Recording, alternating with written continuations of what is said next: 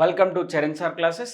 ఈరోజు తెలంగాణ ఉద్యమ చరిత్రలో మరొక ప్రీవియస్ క్వశ్చన్తో మీ ముందున్నాను సార్. మరి ప్రీవియస్ క్వశ్చన్స్ ఇందులో కల్చర్ నుంచి మనకు అసైన్ కానిస్టేబుల్స్ అదేవిధంగా గ్రూప్స్ నుంచి ఎక్కువగా కూడా మనకి కల్చర్ నుంచి క్వశ్చన్స్ అడుగుతున్నారు. మరి ఆ కల్చర్ క్వశ్చన్స్ నుంచి ఈరోజు మనం డిస్కస్ చేద్దాం సార్. మరి దీంట్లో మేజర్గా ఏమి ఇచ్చారు సార్ అంటే ఈ కింది తెలంగాణ జాతరలను అవి జరుగు ప్రదేశాలతో జతపరచుము అని చెప్పేసి క్వశ్చన్స్ అడిగారు సార్.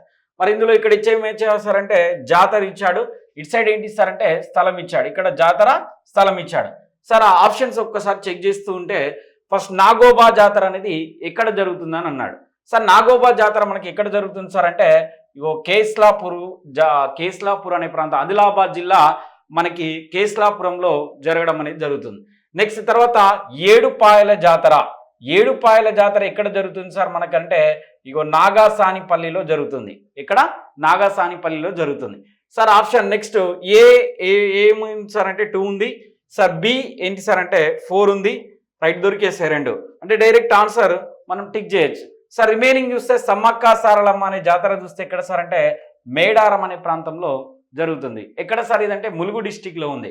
నెక్స్ట్ కొండగట్టు అంజన్న జాతర ఎక్కడ జరుగుతుంది సార్ అంటే ముత్యంపేట, జగిత్యాల డిస్టిక్ ముత్యంపేటలో జరగడం అనేది జరుగుతుంది సార్. ఆప్షన్ ఏంటి సార్ మనకి ఇక్కడ అంటే చూడండి, థర్డ్ వన్ 3, ఫోర్త్ వన్ ఏంటి సార్ అంటే 1.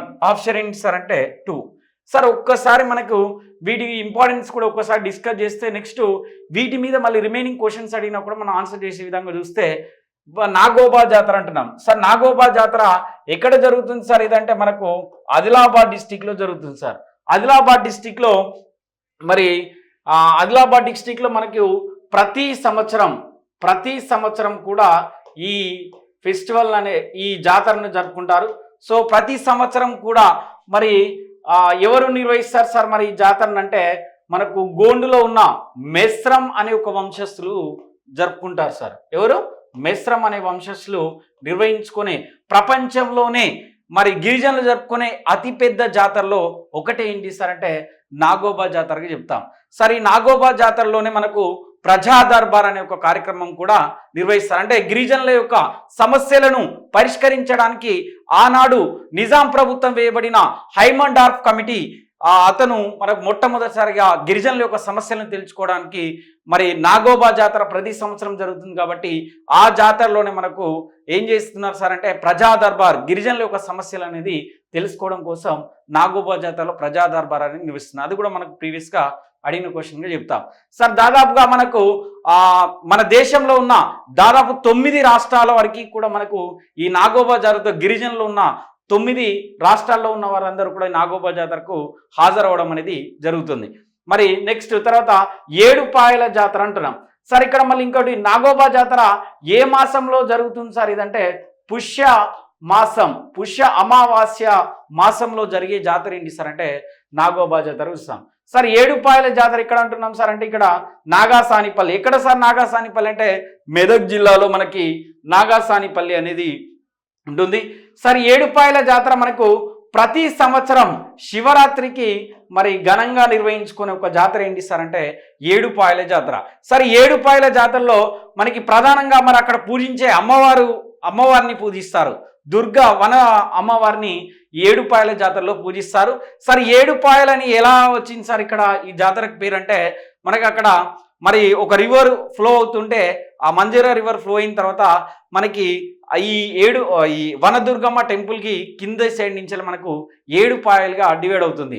ముందు సైడు 4 పాయలుగా, బ్యాక్ సైడు 3 పాయలుగా, అందుకే 7 పాయల జాతర అని చెప్పేసి ఈ జాతరకు పేరు ఉండడం జరుగుతుంది. కాబట్టి ప్రతి సంవత్సరం శివరాత్రి రోజున ఘనంగా జరుపుకునే ఒక జాతర ఏంటి సార్ అంటే ఏడుపాయల జాతరగా చూస్తాం sir. Next one Sammakka Saralamma అనే ఒక జాతర ఎక్కడ జరుగుతుంది సార్ అంటే మేడారంలో జరుగుతుంది సార్. ఈ మేడారంలో మనకి ప్రతి 2 సంవత్సరాలకు ఒకసారి జరిగే జాతర ఏంటి సార్ అంటే ఎవ్రీ 2 ఇయర్స్కి ఒకసారి జరుగుతుంది సార్. ఎవ్రీ 2 ఇయర్స్కి ఒకసారి మరి ఏ మాసంలో జరుగుతుంది సార్ ఇది మనకు ఈ జాతర అని అంటే మనకు మాఘమాసంలో జరుగుతుంది సార్.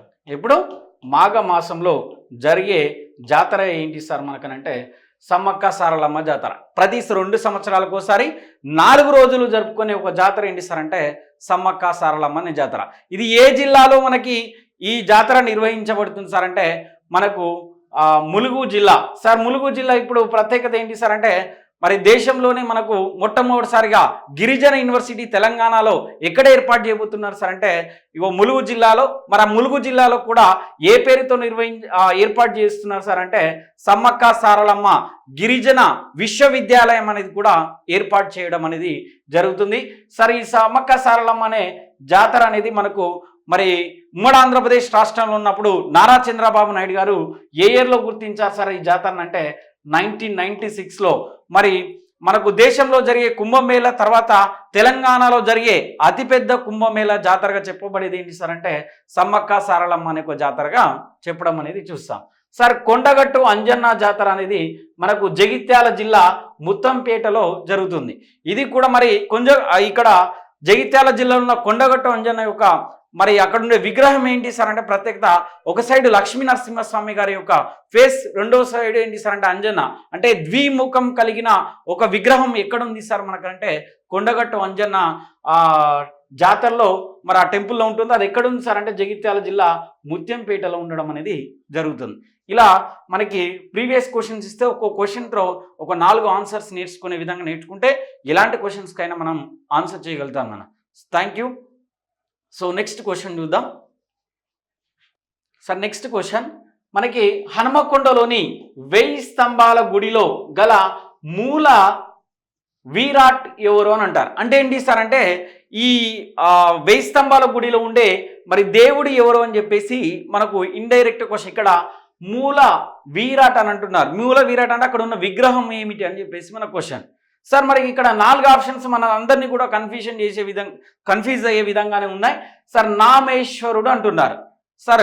నెక్స్ట్ తర్వాత సోమేశ్వరుడు అంటున్నారు. నెక్స్ట్ థర్డ్ ఆప్షన్ రుద్రేశ్వరుడు అంటున్నారు. నెక్స్ట్ 4th ఆప్షన్ ఏంటి సార్ అంటే భీమేశ్వరుడు అంటున్నారు. సార్ మరి ఇందులో మనకి మేజర్గా హనుమకొండలో ఉండే 1000 స్తంభాల గుడిలో కనిపించే దేవుడు ఎవరు సార్ అంటే రుద్రేశ్వరుడు అంటారు. ఏంటి సార్ రుద్రేశ్వరుడు. సార్ మరి ఈ టెంపుల్ని ఎవరు కట్టించారు సార్ మనకంటే మొదటి ప్రతాపరుద్రుడు కట్టించాడు, లేదా ఇతన్నే రుద్రదేవుడు అని చెప్పేసి మనకి ఇతని పేరుగా చెప్పడం అనేది ఎవరు సార్ మనకంటే రుద్రదేవ 1గా చెప్పడం అనేది జరుగుతుంది. సార్ మనకి మరి ఈ టెంపుల్ ఎప్పుడు కట్టించారు సార్ అంటే 1163వ సంవత్సరంలో. అంటే ఏంది 12వ శతాబ్దంలో మనకు మొట్టమొదటిసారిగా మనకు ఈ టెంపుల్ని మరి ఏ డైనెస్టీ వాళ్ళు కట్టించారు మనకి సార్ అంటే కాకతీయ డైనెస్టీ. కాకతీయ మరి సామ్రాజ్యంలో ఉన్నప్పుడు మొట్టమొదటిసారిగా ఈ టెంపుల్ కట్టించారు. సార్ మరి ఈ ఏదైతే రుద్రేశ్వరుడు నుండి ఆలయాన్ని మనం ఇంకేమంటాం సార్ అంటే త్రికూట ఆలయం అని అంటాం. త్రికూట ఆలయం అంటాం సార్. మరి త్రికూట ఆలయంలో అంటే మరి ఎవరెవరు ఉంటారు సార్ ఈ టెంపుల్ అంటే దేవుళ్ళు ముగ్గురు దేవుళ్ళు ఉంటారు. మరి ముగ్గురు దేవుళ్ళు మీన్స్ అంటే ఎవరెవరు ఉంటారు సార్ అంటే ఒకటి శివుడుగా చెప్తాం, రెండోది ఏంటి సార్ అంటే విష్ణువుగా చెప్తాం, విష్ణువు. నెక్స్ట్ థర్డ్ వన్ ఎవరు సార్ అంటే సూర్య భగవానుడు ఉండడం అనేది జరుగుతుంది. అందుకోసమే ఈ టెంపుల్కే మనకు మరొక పేరు ఏం చెప్తాం సార్ అంటే త్రికూట ఆలయం అని చెప్పేసి చెప్పడం అనేది జరుగుతుంది. సార్ మనకి ఇంకా ఈ రుద్రేశ్వర మరి మొట్టమొదటిసారిగా 1000 స్తంభాల గుడిని కట్టించేటప్పుడు ఇది ఒక కొత్త స్టైల్లో కట్టడం అనేది జరిగింది. దీని నిర్మాణం మొత్తం కూడా మనకి వేసరా స్టైల్లో కట్టించారు. మరి ఈ టెంపుల్లో ఉండే మొత్తం కూడా ఈ మొత్తం కూడా స్తంభాలన్నీ కూడా ఒకటికొకటి దగ్గరగా 1000 స్తంభాలతో నిర్మించిన ఒక టెంపుల్ ఏంటి సార్ మనకనంటే 1000 స్తంభాల గుడి అంటాం. సార్ ఈ 1000 స్తంభాల గుడి మనకు హనుమకొండలో ఉంటే 100 స్తంభాల గుడి కూడా ఉంది సార్. 100 స్తంభాల గుడి ఎక్కడ ఉంది సార్ అంటే నిజామాబాద్ డిస్టిక్లో బోధన్లో ఉండడం అనేది జరిగింది. సరే ఇంకా 1000 స్తంభాల గుడి మరి ఇది ఏ టెక్నిక్స్తో కట్టించారు సార్? మరి 1000 స్తంభాల గుడి అనే ఒక టెంపుల్ అంటే మనకి sand bricks sir, sand bricks స్టైల్లో కట్టిన ఒక టెంపుల్. మరి ఇంకోటి ఈ టెంపుల్ యొక్క బేస్ అనేది ఎలా ఉంటాయి సార్ అంటే ఇలా నక్షత్రాకారంలో ఉండడం అనేది జరుగుతుంది సార్. ఈ శాండ్ బ్రిక్ టెక్నిక్స్ అనేది ఎందుకు ఉపయోగించారు సార్ ఆ రోజు అంటే ఎలాంటి సిమెంట్ ఉపయోగించకుండా భూకంపాలను కూడా తట్టుకునే విధంగా మరి నిర్మించిన ఒక టెంపుల్ ఏంటి సార్ మనకంటే 1000 స్తంభాల గుడి అంటారు. ఇదే మళ్ళీ యాస్టీస్గా ఈ శాండ్ బ్రిక్స్ టెక్నిక్ అనేది నక్షత్రాకారంలో బేస్ నిర్మించిన మరొక టెంపుల్ ఏంటి సార్ మనకంటే రామప్ప టెంపుల్ కూడా ఉండడం అనేది జరుగుతుంది సార్. మనకి ఉత్తర భారతదేశంలో మేజర్గా నిర్మించే టెంపుల్స్ మొత్తం కూడా ఎలా ఉంటాయి సార్ అంటే వేషర స్టైలీలో ఉంటాయి. వేషర అండ్ నగర స్టైలీలో ఉంటాయి. అదేవిధంగా ఇక్కడున్న టెంపుల్ కూడా ఏ స్టైల్లో కట్టించారు సార్ అంటే వేసరా స్టైల్లో కట్టారు సార్. ఏ స్టైల్లో? వేసరా స్టైల్లో కట్టిందే మనకి ఏంటి సార్ అంటే 1000 స్తంభాల గుడిగా చెప్పడం అనేది జరుగుతుంది. ఇది ఏ జిల్లాలో ఉంది సార్ అంటే మనకి ఇక్కడ చెప్తున్నాం హనుమకొండ జిల్లాలో. ఒక్కొక్కసారి డైరెక్ట్గా అడుగుతారు సార్ బిట్స్. హనుమకొండ 1000 స్తంభాల గుడి ఎక్కడ ఉంచారంటే హనుమకొండ జిల్లాలో ఉండడం అనేది జరుగుతుంది. ఇలాంటి క్వశ్చన్స్ వస్తే ఒక్కొక్క క్వశ్చన్తో మనకు ఒక 10 ఇన్ఫర్మేషన్ బిట్స్ నేర్చుకోగలిగితే ఎలాంటి క్వశ్చన్స్ అయినా ట్యాకిల్ చేయడం మనకి అవకాశం ఉంటుంది సార్. సో నెక్స్ట్ క్వశ్చన్ చూద్దాం సార్. మనకి ఇలాంటి క్వశ్చన్స్ కూడా అడుగుతున్నారు సార్. ఇదేంటి సార్ మనకి ఇక్కడ అంటే తప్పుగా జతపరిచిన దానిని గుర్తించుమని ఉంటున్నారు సార్. మనకు కల్చర్లో ప్రధానంగా హిందూ ఫెస్టివల్స్తో పాటుగా మరి మనకు ఏంటి సార్ అంటే ముస్లిం యొక్క ఫెస్టివల్స్ని కూడా అడగడం అనేది జరుగుతుంది సార్. దాంట్లో ప్రధానంగా ముస్లిం యొక్క ఫెస్టివల్స్ ఇచ్చి వాటికి సరైన జత మరొక పేరును జతపరచమని చెప్పేసి ఈరోజు క్వశ్చన్ అడిగారు. మరి ఇలాంటి క్వశ్చన్స్ ట్యాకిల్ చేయడం కోసం ఈజీ ఒకసారి చూద్దాం సార్. మన 4 ఆప్షన్స్ ఇచ్చాడు. బక్రీద్ ఏమంటున్నారు సార్ ఇక్కడ అంటే ఈద్ ఉల్ జహా అని చెప్పేసి అంటున్నారు. సో ఇదేంటి సార్ అంటే కరెక్ట్గానే చూస్తాం. Next correct answer. Next Ramzan sir. Ramzan ఇక్కడ ఈద్ ఉల్ ఫితర్ అని చెప్పేసి అంటున్నారు. ఇది కూడా కరెక్ట్ ఆన్సరే సార్. నెక్స్ట్ తర్వాత మొహరం అనే ఒక ఫెస్టివల్. సో అషూరా అంటారు. ఇది కూడా రైట్ ఆన్సరే సార్. నెక్స్ట్ షెబే మిరాజ్ దీన్ని ఏమంటారు సార్ అంటే హజ్ అంటారు సార్. హజ్ అంటే ఏంటి సార్ అంటే ముస్లింలో వాళ్ళ జీవిత కాలంలో ఒక్కసారైనా కూడా హజ్ యాత్ర అనేది మక్కాకు పోయి రావాలని చేసేదే హజ్ యాత్ర. కాబట్టి ఈ షెబే మిరాజ్ అనేది తప్ప ఆన్సర్. షెబ్ మిరాజ్ని హజ్ అనేది కాదు సార్. ఇక్కడ మరి మొహరం పండుగ అనేది తెలంగాణ ప్రాంతంలో ఉండే హిందువులు ముస్లింలు మరి ఐక్యతగా జరుపుకునే ఒక పండుగ ఏంటి సార్ మనకంటే మొహరం అనే ఒక ఫెస్టివల్. దీన్నే మనకి ఇంకేమని పేరుతో పిలుస్తాం సార్ అంటే అషూరా అంటే ఏంటి సార్ అంటే 10 అని చెప్పేసి అంటారు సార్. అషూరా అనేది అరబిక్ భాషలో అషూరా అంటే ఏంటి సార్ అంటే 10 అంటాం సార్. ఈ మొహరం అనే ఒక ఫెస్టివల్ మనకి ముస్లిం యొక్క క్యాలెండర్ ఏదైతే ఉంటుందో ఆ ముస్లిం క్యాలెండర్లో రంజాన్ ఫెస్టివల్ తర్వాత 9వ నెల రంజాన్ జరిగితే 10వ నెలలో జరిగేదే ఫెస్టివల్ జరుపుకునే ఫెస్టివల్ ఏంటి సార్ మనకంటే మొహరం అనే ఒక ఫెస్టివల్. సో ఇక్కడ అషూరా అంటే ఏంటి సార్ అంటే 10వ నెలలో జరుపుకునే ఒక ఫెస్టివలే ఇది సార్. ఈ ఫెస్టివల్కి మరి పీర్లు అనేది తీసుకొని ఇంటి దగ్గర నుంచి బయలుదేరి మరి అక్కడ పీర్లు దగ్గర మనకు సమర్పించే నైవేద్యం ఏంటి సార్ అంటే బెల్లము మరియు దాంతోపాటు మలిద ముద్దలు నెక్స్ట్ పానకము వీటన్నిటిని కూడా తీసుకువెళ్ళి డప్పులతో ఊరేగింపు చేసిన తర్వాత అగ్నిగుండాలకు 3 నుంచి 2 చుట్లు తిరిగిన తర్వాత ఆలీ హసన్ హుసేన్ అనే ఒక పదాలు పలికి లాస్ట్గా మరి తిరిగి మళ్ళీ ఇంటికి రావడాన్ని జరుపుకునే ఒక పండుగ ఏంటి సార్ మనకి హిందువులు ముస్లింలు జరుపుకునే పండుగ మొహరం ఫెస్టివల్గా చూడడం అనేది జరుగుతుంది sir. Next Ramzan festival sir. మనకి ముస్లింలో జరుపుకునే అతిపెద్ద మరి ఫెస్టివల్ ఏంటి సార్ అంటే రంజాన్ అనే ఫెస్టివల్. ఈ రంజాన్ అనే ఫెస్టివల్ మనకి వీళ్ళు 9వ నెలలో జరుపుకుంటారు. దీన్ని ఏమంటారు సార్ అంటే ఈద్ ఉల్ ఫితర్ అని చెప్పేసి అంటారు సార్. రంజాన్ ఒక ఫెస్టివల్లో వీళ్ళు ప్రధానంగా చేసే ఒకటి ఏంటి సార్ అంటే ఉపవాస దీక్షలు అనేది ఉంటారు సార్. ఉపవాస దీక్షలు దాదాపుగా 41 రోజుల వరకు ఈ దీక్ష అనేది చేసుకోవడం అనేది జరుగుతుంది సార్. మరి ఈ ఈద్ ఉల్ ఫితర్లో మనకి వీళ్ళు మార్నింగ్ చేసే ఏదైతే ఫాస్టింగ్ ఉంటుందో ఆ ఫాస్టింగ్లో వీళ్ళు మొదటి రోజుని మరి ఉదయాన్నే భోజనం చేయడాన్ని ఏమంటారు సార్ అంటే సహర్ అని పిలవడం అనేది జరుగుతుంది సార్. సహర్ అని చెప్పేసి అంటారు. మరి సాయంత్రం మళ్ళీ ఉపవాసం దీక్ష ముగిసిన తర్వాత మరి ఇక్కడ చెప్పేదాన్ని ఏమంటారు సార్ అంటే విస్తార్ అని చెప్పేసి అంటారు సార్. ఏమంటారు? విస్తార్ అని చెప్పేసి అనడం అనేది జరుగుతుంది. అలా 41 రోజులు చేసిన తర్వాత మళ్ళీ రంజాన్ ఫెస్టివల్ ఆ రోజు నెలవంక ఏ రోజైతే ఇప్పుడు వస్తుందో ఆ రోజున వీళ్ళు రంజాన్ అనే ఒక ఫెస్టివల్ జరుపుకుంటారు. నెక్స్ట్ తర్వాత బక్రీద్ ఈద్ ఉల్ జహా. మరి ఆ రోజున మన వాళ్ళు ఏం చేస్తారు సార్ అంటే ఒక మేకన్ అనేది కోసి వాళ్ళు ఆ రోజున వాళ్ళ బంధువులు ప్లస్ ఎవరైతే పేద ముస్లిమ్స్ ఉంటారో వాళ్ళందరికీ కూడా మరి ఆ మాంసాన్ని భాగాలుగా పంచిపెట్టడం అనేది జరుగుతుంది. ఇగో ఇలా ఒక్కొక్కటిగా మనం నేర్చుకుంటే అన్నిటికీ కూడా ఆన్సర్ అనేది ఈజీగా చేస్తాం నాన్న. Okay, thank you. Next question చూద్దాం సార్. సార్ ఇక్కడ మరో క్వశ్చన్ కల్చర్ నుంచి మనకి సంస్కృతిని కల్చర్ నుంచి ఒక క్వశ్చన్ ఏంటి సార్ అంటే చిల్లర దేవుళ్ళు అనే నవలను రచించినది ఎవరు అని చెప్పేసి అంటున్నారు సార్. 4 ఆప్షన్స్ కూడా ఇచ్చారు. నలుగురు కూడా మరి ప్రముఖమైన కవులే. సో కాబట్టి శ్రీశ్రీ గారి యొక్క అంటే ఇప్పుడు ఈ యొక్క నవలలు తెలిస్తే మనం ఈజీగా ఆన్సర్ చేస్తాం సార్. మరి శ్రీశ్రీ గారు, దాశరథి రంగాచార్య గారు, నెక్స్ట్ అదేవిధంగా కాళోజీ నారాయణరావు గారు, నెక్స్ట్ అదేవిధంగా సూరవరం ప్రతాప్ రెడ్డి.